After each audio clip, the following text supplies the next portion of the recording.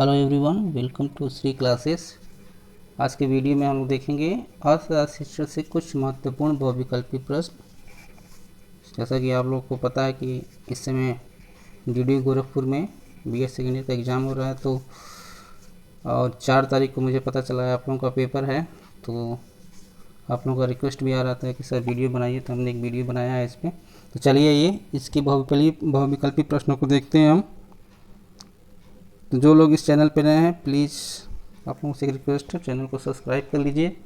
अगर वीडियो पसंद आता है तो इसको लाइक करिए, शेयर करिए, कमेंट करिए और अपने सुझाव भी दे सकते हैं।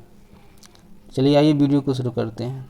तो पहला क्वेश्चन है, अर्थशास्त्र की मूल उत्पत्ति कहाँ से हुई थी? तो अर्थशास्त्र की मूल उत्पत्ति ग्रीक के शब्द वाइकोस तथा निमित से मानी जाती है, जिसका अर्थ होता है to manage the household. यहाँ पे आपका हो जाएगा ग्रीक के शब्द से हुई थी। यहाँ पे देखिए लिखा हुआ ग्रीक के शब्द के। नेक्स्ट चलते हैं नेक्स्ट क्वेश्चन की तरफ। अर्थशास्त्र के जनक किसे माना जाता है? नहीं, कौन है अर्थशास्त्र का जनक? तो एडम स्मिथ को अर्थशास्त्र का जनक माना जाता है, जिन्होंने अपनी पुस्तक लिखी थी वेल्थ ऑफ नेशन। तो दो तरह से क्वेश्चन आ सकता है, वेल्थ ऑफ नेशन के राइटर कौन है? तो हो जाएगा एडम स्मिथ। और अर्थशास्त्र के जनक कौन है? तो ये भी हो जाएगा आपका एडम स्मिथ। चलते हैं नेक्स्ट क्वेश्चन की तरफ। आधुनिक अर्थशास्त्र का जन्म कब हुआ था? आधुनिक अर्थशास्त्र का जन्म हुआ था 1776 में। चलिए अगले क्वेश्चन की तरफ चलते हैं। 1819 ईस्वी में किस अर्थशास्त्री ने इस प्रसिद्ध पुस्तक प्रिंसिपल ऑफ इकोनॉमिक्स का प्रकाशन कराया था? प्रिंसिपल ऑफ इकोनॉमिक्स के प्रकाशन कराया था प्रोफेसर मार्शल ने। अगले क्वेश्चन की तरफ चलते हैं। अर्थशास्त्र की विषय वस्तु को कितने भागों में विभक्त किया गया है? आप ये ध्यान रखिएगा, विषय वस्तु दिया है, विषय वस्तु यानी जो अर्थशास्त्र सब्जेक्ट हम पढ़ते हैं उसको कितने पार्ट में डिवाइड किया गया है। क्वेश्चन में थोड़ा थोड़ा डिफरेंस रहता है, इसी को ध्यान रखने की जरूरत है।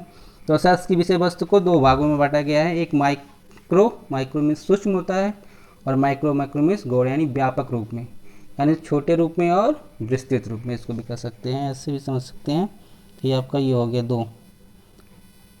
नेक्स्ट क्वेश्चन चलते हैं। माइक्रो तथा मैक्रो, वही माइक्रो शब्द का प्रयोग कब और किसने किया था? यानी शब्द का प्रयोग अर्थशास्त्र शिक्षण में कब और किसने किया था? तो इसका प्रयोग 1933 में ओस्ले विश्वविद्यालय, नॉर्वे का एक विश्वविद्यालय है ओस्ले, किया था प्रोफेसर रेक्सन क्रिस ने। यहाँ देखिए रेक्सन क्रिस ने। तो क्वेश्चन को कई तरीके से भी पूछ सकता है, एक ही क्वेश्चन 2-3 तरीके से आ सकता है। अर्थशास्त्र में परिभाषाओं को कितने तालिका द्वारा स्पष्ट किया जा सकता है? ये इंपॉर्टेंट क्वेश्चन एक हो सकता है। तो यहाँ पे है 5। अर्थशास्त्र की परिभाषा को हम 5 तालिकाओं द्वारा प्रदर्शित कर सकते हैं। तो आपका पहला है धन केंद्रित परिभाषा, दूसरा है कल्याण केंद्रित परिभाषा, तीसरा है दुर्लभता केंद्रित परिभाषा, चौथा है आवश्यकता विहीनता केंद्रित परिभाषा, और 5वां है विकास केंद्रित परिभाषा।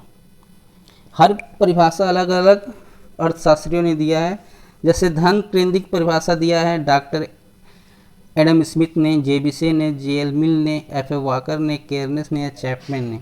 कल्याण संबंधी दिया मार्शल ने, पीगू ने, किनन ने। ठीक है। दुर्बलता केंद्रित संबंधी दिया रॉबिन्सन ने, स्ट्रगलर ने। ठीक है। आवश्यकता विहीनता संबंधित दिया है JK मेहता ने। विकास केंद्रित परिभाषा दिया है Samuel Henry Smith, KG Seth and Peterson ने। तो इस तरह से क्वेश्चन ऐसे भी आ सकता है कि ये परिभाषा किसने दी है। ठीक है। धन केंद्रित परिभाषा किसने दी? उसमें 4 नाम आ सकता है। जैसे उसमें आ जाएगा Adam Smith, Marshall, Robinson and JK Mehta. तो उसमें आपको एक ऑप्शन चूज करना पड़ेगा। क्वेश्चन थोड़ा सा डिफिकल्ट है, क्योंकि इसमें इतने सारे अर्थशास्त्रियों के नाम को याद करना और किसने कौन सी परिभाषा दी थी थोड़ा मुश्किल है। लेकिन इस तरह से अगर क्वेश्चन आएगा तो आप लोग कर लेंगे आसानी से कि कितने तालिका में अर्थशास्त्र की परिभाषा को दिया गया है। तो 5 ये बता दीजिएगा। कुछ परिभाषा याद हो जाए, अगर नाम याद कर सकते हैं तो याद भी कर लीजिएगा। नेक्स्ट चलते हैं क्वेश्चन 8 की तरफ। आर्थिक विकास, देखिए यहाँ पर रेड मार्क किया हुआ है। आर्थिक विकास शब्द का प्रयोग किस प्रकार के देशों के लिए किया जाता है? तो आर्थिक विकास का प्रयोग किया जाता है अल्प विकसित देशों के लिए या विकासशील देशों के लिए भी कर सकते हैं। आर्थिक वृद्धि, देखिए बहुत मामूली अंतर, आर्थिक विकास और आर्थिक वृद्धि दोनों में आर्थिक है, विकास और वृद्धि का सिर्फ डिफरेंस, इसलिए इसको हाईलाइट कर दिया गया है ताकि ये इंपॉर्टेंट चीज़ें याद करें। आर्थिक वृद्धि शब्द का प्रयोग किस प्रकार के देशों के लिए किया जाता है? विकसित देश के लिए। नेक्स्ट चलते हैं अगले क्वेश्चन में।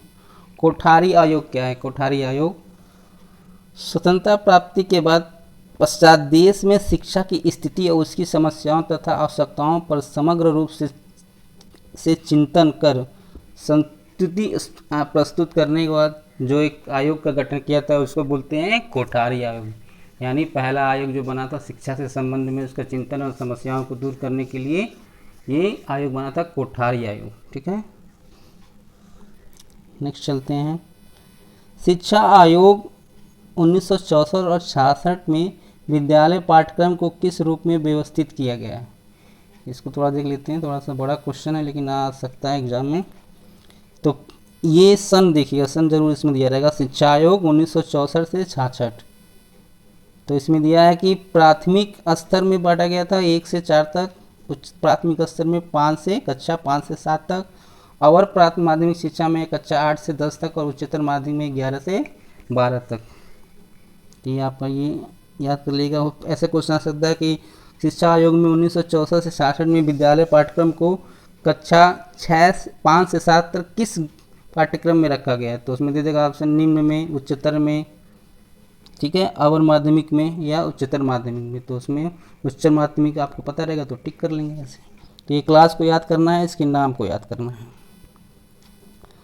अब नेक्स्ट है NCERT, national council of education research training. तो इसमें राष्ट्रीय पाठ्यक्रम को विभिन्न विषयों के लिए क्या समय प्रतिशत निर्धारित किया है? यानी एनसीईआरटी ने सभी पाठ्यक्रमों के विषय में के लिए एक समय निर्धारित किया है कि उस विषय को वो इतना समय दिया जाएगा। तो आइए देख लेते हैं। ये है कक्षा 1 से 5 के लिए, क्योंकि कक्षा 1 से 5 के बाद जब ऊपर क्लास में आते हैं 6, 7, 8 में, तो विषय थोड़े से और बढ़ जाते हैं, फिर और हायर में जाएंगे तो कुछ और बढ़ जाएंगे। ठीक है, तो इसमें कुछ विषय बढ़ जाते हैं तो इन्हीं उस विषय के लिए भी कुछ परसेंटेज देना पड़ता है। लेकिन मुख्यतः देखा जाए तो 1 से 5 में जो परसेंटेज दिया है उसमें 1-2% का अंतर आता है। देख लेते हैं। भाषा के लिए 30%, कला के लिए, कलाएँ जितने प्रकार की होती है उसके लिए 10%, गणित के लिए 15%, समाज उपयोगी कार्य के लिए 20% और पर्यावरण अध्ययन के लिए 15%। तो और दूसरे क्लास का अगर मान ये एक समझ लीजिए कि ये दिया हुआ क्लास 1 से 5 तक, अगर 6 से 8 का तो लगभग इतना ही सारे का रहता है, थोड़ा बहुत 1-2% कम हो जाएगा। जैसे भाषा 30% है, कला इसमें 8% हो जाएगा, गणित 13% हो जाएगा, समाज यूपी 18%। तो इसमें का जो 1-2% बचता है वो उसमें नहीं तो इसको आप टोटल करेंगे तो ये आएगा आपका 100%। चलिए नेक्स्ट चलते हैं अगले क्वेश्चन की तरफ, क्योंकि समय बहुत ही इस समय महत्वपूर्ण है आप लोगों का, तो ज़्यादा समय नहीं लिया जाएगा क्वेश्चन को एक्सप्लेन करने में। नेक्स्ट क्वेश्चन है, अर्थशास्त्र शिक्षण के महत्व को कितने भागों में विभक्त किया गया है? यहाँ देखिए, अर्थशास्त्र शिक्षण के महत्व, अर्थशास्त्र शिक्षण के महत्व को 2 भागों में दिया गया है। कौन कौन सा है? सैद्धांतिक महत्व और व्यवहारिक महत्व। और सैद्धांतिक महत्व को कितने भागों में बांटा गया है?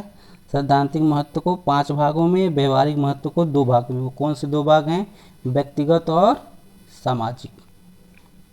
इसको आप लोग याद कर लीजिए। किस विषय को सभी विज्ञानों की माता कहा जाता है, यानी मदर ऑफ ऑल साइंस? तो अर्थशास्त्र को मदर ऑफ ऑल साइंस कहा जाता है। ठीक है, ये बहुत ही बेसिक क्वेश्चन है अर्थशास्त्र का, पहले चैप्टर में आपको मिल जाएगा। आर्थिक क्रियाएं कितने प्रकार की होती हैं? जो क्रियाएं हम लोग करते हैं अपने दैनिक जीवन में, जो भी आर्थिक क्रिया करते हैं वो कितने प्रकार की होती हैं?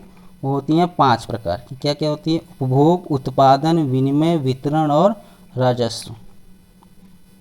नेक्स्ट चलते हैं अगले क्वेश्चन में।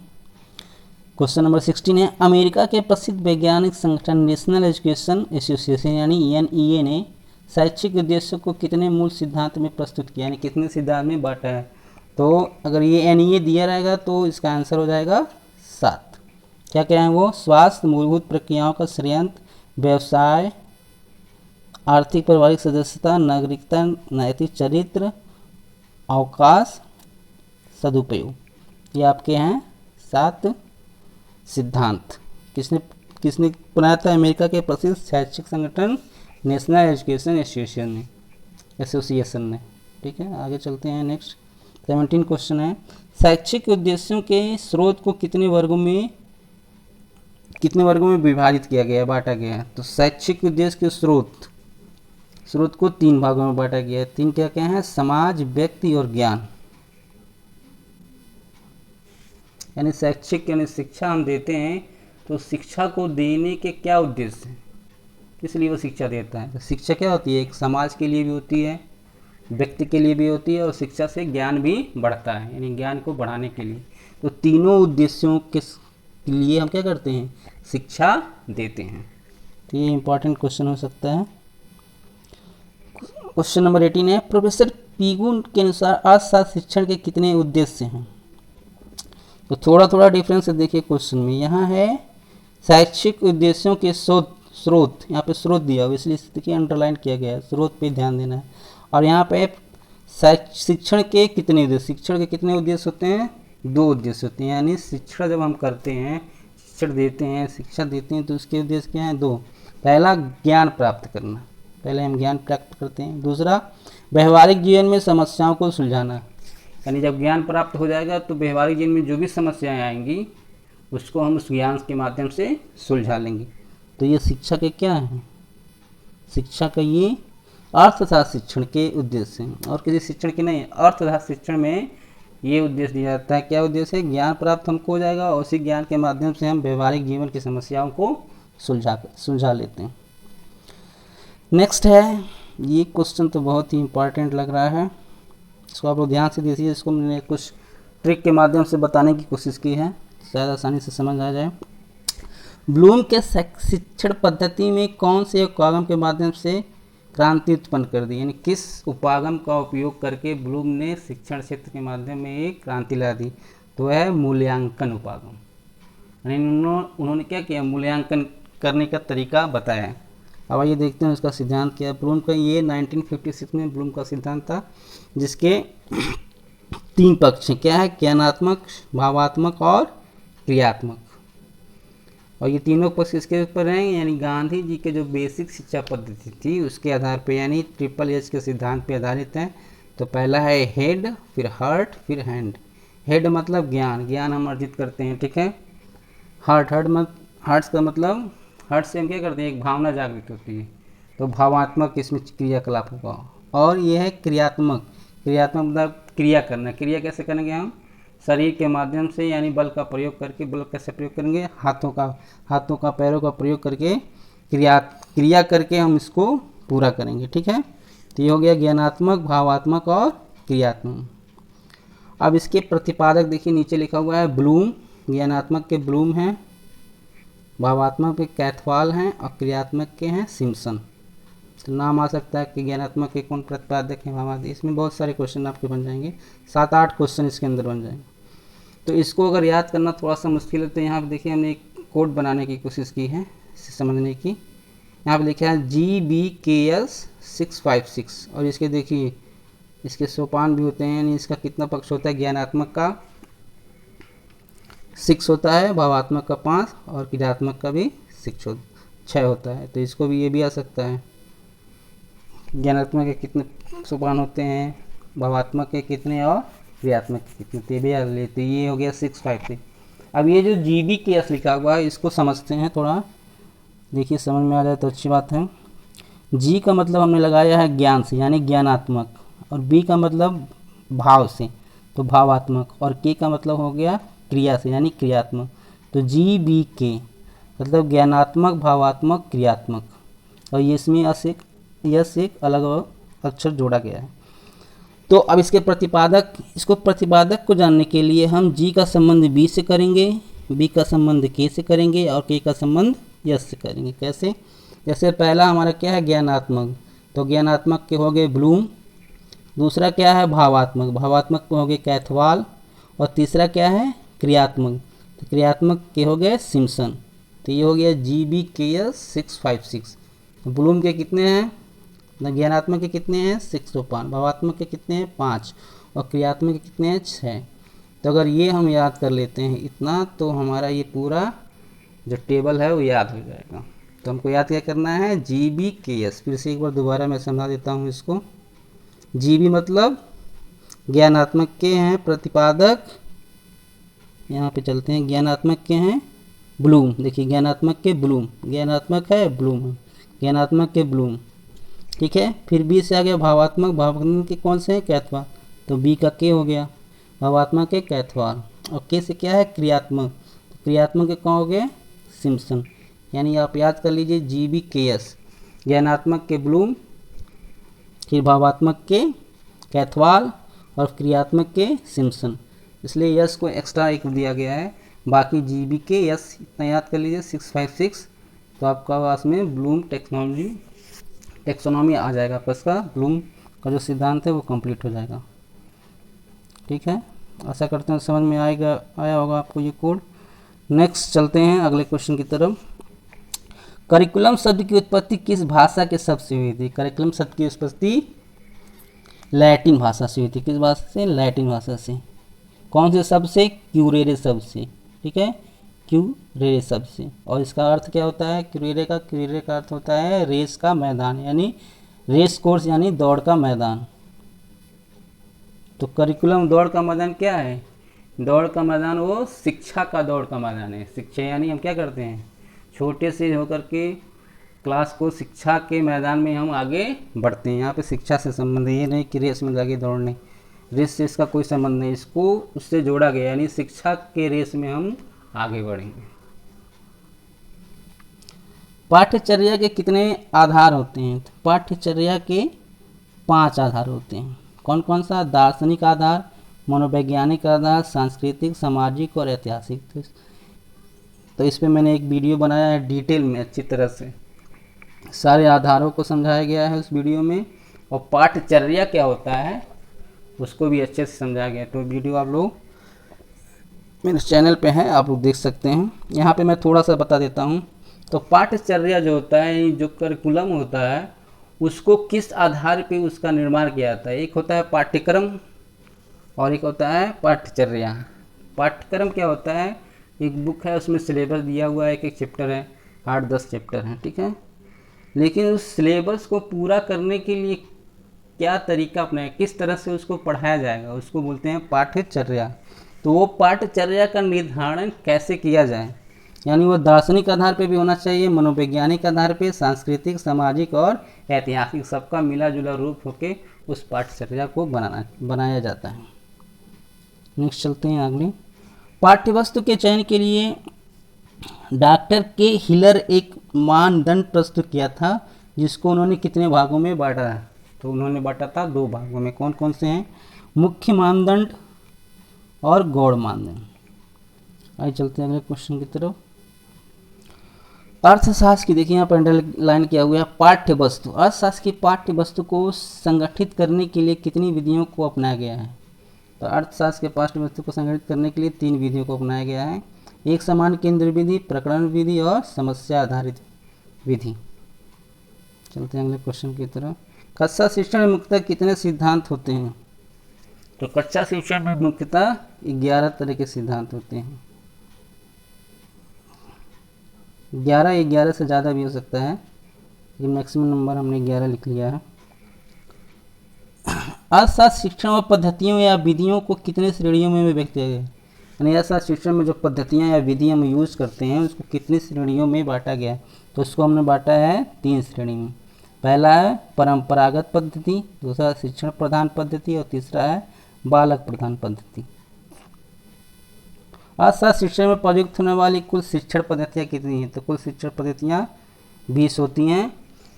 और उस शिक्षण पद्धतियाँ का मैंने शिक्षण सूत्र नाम से एक वीडियो बनाया है, पूरा डिटेल में एक्सप्लेनेशन है, उसको आप लोग देख लीजिएगा।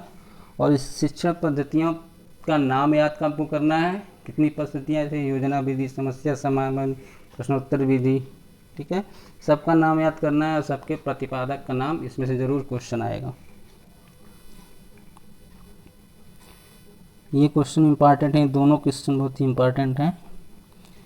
निगमन पद्धति में कितने भेद होते हैं? निगमन पद्धति में 2 भेद होते हैं, एक गणितीय, एक अगणितीय। तो क्या होता है ये अगणितीय गणितीय? यानी जब हम पढ़ाते हैं तो शिक्षण जो विधि है उसमें आगमन और निगमन विधि होता है। तो उसमें क्या करते हैं, इसकी दो विधि, गणितीय और अगणितीय। यानी पढ़ाते समय गणितीय विधि में क्या करते हैं, चार्ट का, ग्राफ का, संख्याओं का यूँ प्रयोग किया जाता है, और अगणितीय विधि में इन सब चीज़ों का प्रयोग नहीं करते हैं। सिर्फ अपनी बातों को हम तर्क के माध्यम से तर्क का एक माध्यम यूज करके या साधन यूज करके बच्चों को समझाते हैं। तो यही होता है निगमन पद्धति। अब आगमन पद्धति का होता है, इसके भी दो भेद होते हैं। ये सही है, दोनों के दो होते हैं, आसान रहेगा याद करने में। तो ये होता है परीक्षणात्मक और सांख्यिकी। परीक्षणात्मक मतलब जो बातें बताई जा रही हैं उसका हम प्रूफ करते हैं, उसका प्रूफ देते हैं, परीक्षण करते हैं, ठीक है, तो सत्यापित करते हैं, तब उसको हम बताते हैं। दूसरा है सांख्यिकीय कार्य। सांख्यिकी मतलब संख्या, उसकी गणना करके उसको प्रस्तुत करते हैं। नेक्स्ट चलते हैं। यूनानी दार्शनिक सुकरात ने शिक्षण की अन्य विधियों को बहिष्कार करके किसको अपनाया था? ये भी इम्पोर्टेंट हो सकता है क्वेश्चन। तो वो प्रश्नोत्तर विधि या प्रश्न विधि। सुकरात ने क्या कहते हैं, सारी विधियों को, जो भी विधियाँ हैं, योजना विधि, ठीक है, समस्या समाधान विधि भी इन्हीं का है। समस्या समाधान विधि और प्रश्नोत्तर। नहीं, प्रश्न जब करेंगे तो समस्या उत्पन्न होगी। तो समस्या समाधान विधि और प्रश्नोत्तर विधि के प्रतिपादक कौन है?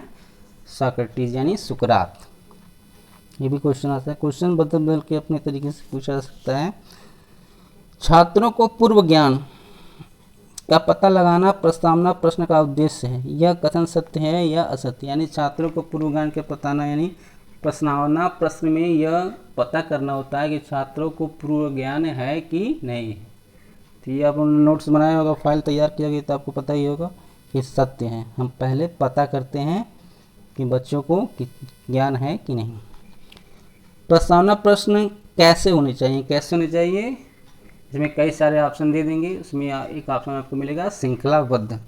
तो प्रस्तावना प्रश्न क्या होना चाहिए? श्रृंखलाबद्ध, यानी एक क्रम में होना चाहिए। नेक्स्ट चलते हैं। 32 क्वेश्चन है, कौन से प्रश्न छात्रों के मस्तिष्क को जागृत, विचारणीय और क्रियाशील बनाने की दृष्टि किए जाते हैं? तो कौन से प्रश्न हैं? विचारात्मक प्रश्न। यानी विचारात्मक प्रश्न जब हम करेंगे तो वो उसके बारे में सोचेंगे, जागृत हो जाएंगे, तुरंत सोचने लगेंगे, फिर विचार करने लगेंगे, और विचार करने के बाद क्रियाशील हो जाएंगे। तो ये कौन से प्रश्न होते हैं? विचारात्मक प्रश्न। नेक्स्ट चलते हैं। शिक्षक को छात्रों के उत्तर दोहराने चाहिए, कथन सत्य या असत्य? शिक्षक को उत्तर नहीं दोहराना चाहिए, कथन असत्य है।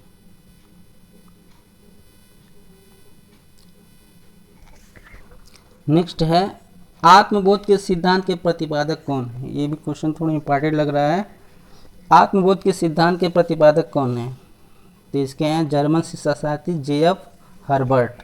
तो आत्मबोध या सहसंबंध या कोरिलेशन या समन्वय, ये सारे एक ही वर्ड हैं, एक ही वर्ड के अलग अलग नाम हैं। जैसे कि एग्जाम्पल में लिखते हैं खोज विधि, अन्वेषण विधि, ह्यूरिस्टिक मेथड। ये तीनों क्या हैं? एक ही नाम है, लेकिन एक ही नाम के एक ही चीज़ के कई पर्यायवाची जैसे नाम रख दिया जाता है। तो उसी तरह से सहसंबंध, आत्मबोध और कोरिलेशन, समन्वयक भी करते हैं। नाम में समन्वयक शब्द की नाम की परिभाषा थोड़ी अलग रहती है। तो इस सब के प्रतिपादक कौन है? सबके हैं जेएफ हर्बर्ट, ठीक है। इन्होंने क्या कि ये भी क्वेश्चन आ सकता है, सहसंबंध की नींव डालने का श्रेय किसको जाता है? तो सहसंबंध की नींव डालने का श्रेय जाता है हर्बर्ट को। हर्बर्ट कैसे शिक्षाशास्त्री थे? कंट्री का नाम अगर आएगा तो आप बता देंगे, जर्मन शिक्षाशास्त्री थे। अब आते हैं नेक्स्ट क्वेश्चन पर, 35वां। प्रश्नीकरण कौशल के कितने घटक होते हैं? तो प्रश्नीकरण कौशल के यानी प्रश्न को कैसे पूछा जाए, ठीक है। तो इसके 4 घटक होते हैं। प्रश्नों की संरचना, प्रश्न प्रक्रम, प्रश्न दोहराना, प्रश्न उत्पादन। यानी ये सब जैसे किससे संबंधित है? प्रश्न से। प्रश्न की संरचना क्या हो, कैसे इसको पूछा जाए, प्रश्न को कैसे दोहराया जाए, और प्रश्न का उत्पादन मतलब उसका उत्तर कैसे दिया जाए। नेक्स्ट क्वेश्चन है, शिक्षण के किस विधि के दौरान यहाँ दौरान 2 बार हो गया है। शिक्षण की किस विधि के दौरान धन की आवश्यकता होती है, यानी अब शिक्षण विधि हम यूज करते हैं, बहुत सारी विधियां हैं शिक्षण की, तो उसमें किसमें धन का प्रयोग करते हैं, धन लगता है। तो इसका सिंपल सा आंसर है प्रोजेक्ट मेथड, यानी प्रोजेक्ट जब हम बनाते हैं, योजना विधि। योजना विधि के प्रतिपादक कौन है? योजना विधि के प्रतिपादक हैं विलियम किलपैट्रिक, ये भी याद करना पड़ेगा।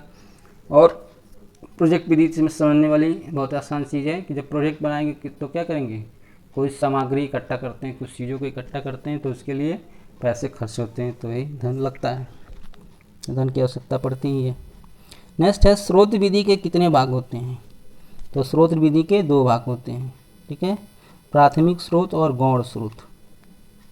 चलते हैं नेक्स्ट क्वेश्चन की तरफ। ये लास्ट क्वेश्चन है आज का 38। हर्बर्ट के शिष्य का क्या नाम था?